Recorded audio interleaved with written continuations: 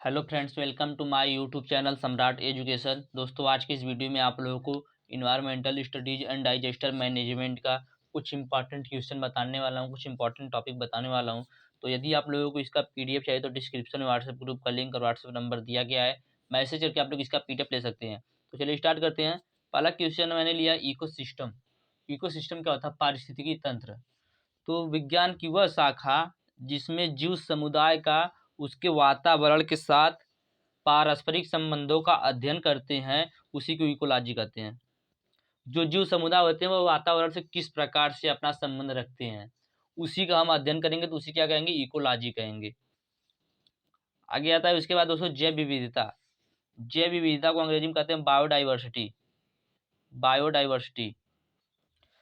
जैव विविधता का तात्पर्य जीव जंतुओं में पाई जाने वाली विभिन्न विषमता से है और पारिस्थितिकी जटिलता से है।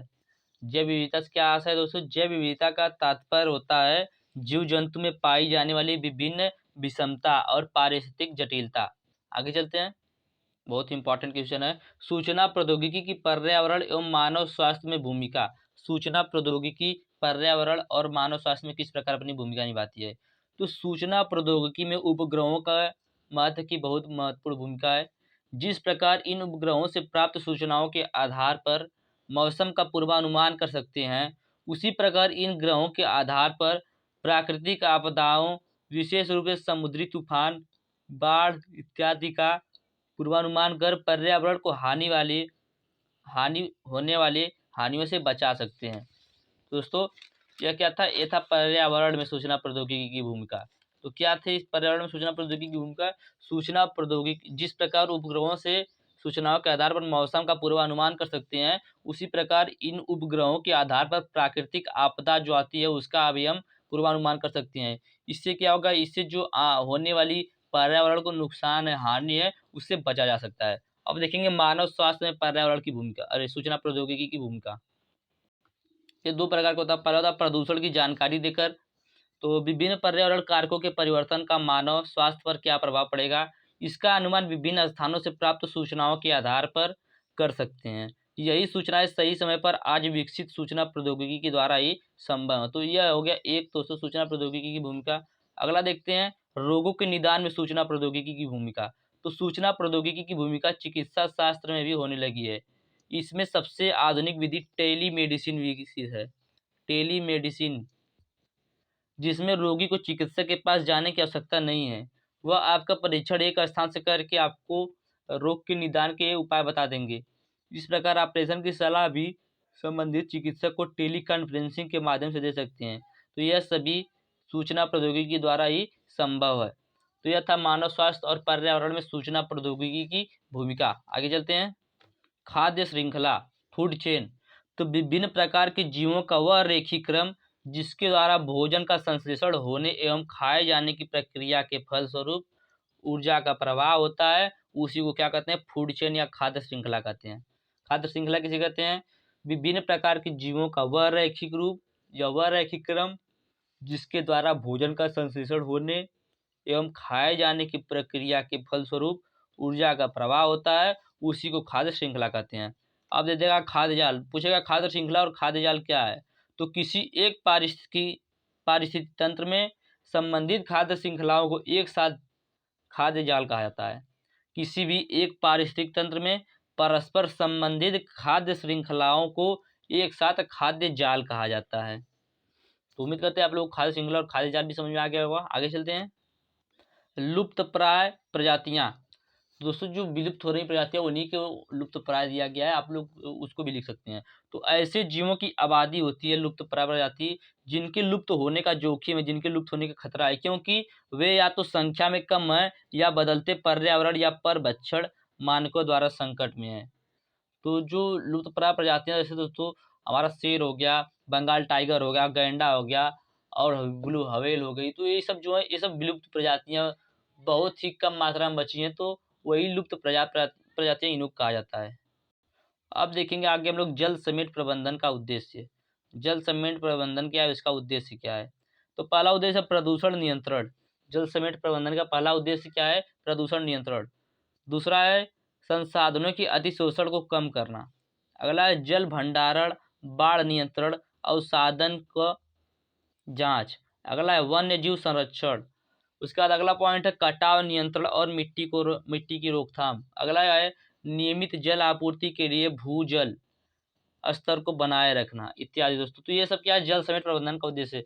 एग्जाम दे देगा जल समेट प्रबंधन का उद्देश्य, तो क्या आप लिखेंगे, तो प्रदूषण नियंत्रण करता है, संसाधन के अतिशोषण को कम करता है, जल भंडारण, बाढ़ नियंत्रण, अवसादन का जांच करता है, वन्य जीव का संरक्षण करता है, कटाव नियंत्रण और मिट्टी की रोकथाम करता है, नियमित जल आपूर्ति के लिए भूजल स्तर को बनाए रखता है। तो यह था जल समेट प्रबंधन का उद्देश्य। आगे चलते हैं। तालाब पारिस्थितिकी तंत्र, पॉन्ड इकोसिस्टम। तो एक पारिस्थितिकी तंत्र एक जैविक समुदाय को संदर्भित करता है जो विभिन्न प्रकार के जीवों से बना होता है। ये जीव पर्यावरणीय परिस्थितियों को पूरा करने के लिए एक दूसरे से बातचीत करते हैं। हमारे चारों ओर विभिन्न प्रकार के पारिस्थितिक तंत्र हैं।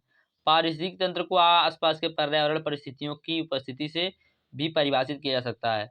परिस्थिति तंत्र के कुछ प्रमुख उदाहरणों में तालाब पारिस्थितिक तंत्र, वन पारिस्थितिक तंत्र, महासागर पारिस्थितिक तंत्र और बहुत कुछ शामिल हैं।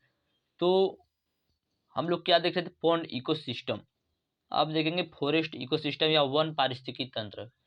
तो स्थलीय प्रणाली जिसमें जीवित जीवों या जीवित चीजें जैसे कि पेड़, कीड़े, जानवर और लोग बातचीत करते हैं, इनको वन पारिस्थितिकी तंत्र कहा जाता है।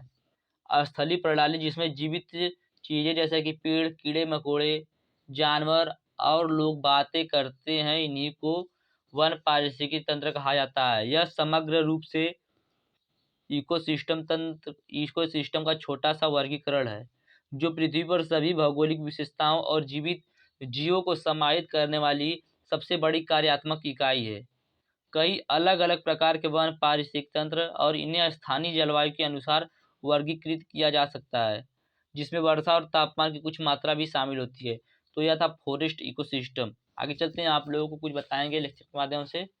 तो क्वेश्चन रहेगा पहला, वायु प्रदूषण, एयर पॉल्यूशन। एयर पॉल्यूशन क्या है, तो वायु प्रदूषण किसे कहते हैं, जब मानवीय अथवा प्राकृतिक कारणों से गैसों की निश्चित मात्रा एवं अनुपात में अवांछनीय परिवर्तन होता है या वायु में इन गैसों के अतिरिक्त कुछ अन्य विषाक्त गैसें या कणकीय पदार्थ मिल जाते हैं, तो उसे वायु प्रदूषण कहते हैं। वायु प्रदूषण का जो मुख्य स्रोत होता है वह होता है कार्बन मोनोऑक्साइड, कार्बन डाइऑक्साइड। और मानव जनित स्रोत क्या हो गया, लकड़ी हो गया, कोयला हो गया, पेट्रोलियम हो गया। इन सभी के जलने से जो धुआं उत्पन्न होता है उससे भी वायु प्रदूषण होता है। तो अब देखेंगे वायु प्रदूषण को रोकने का उपाय।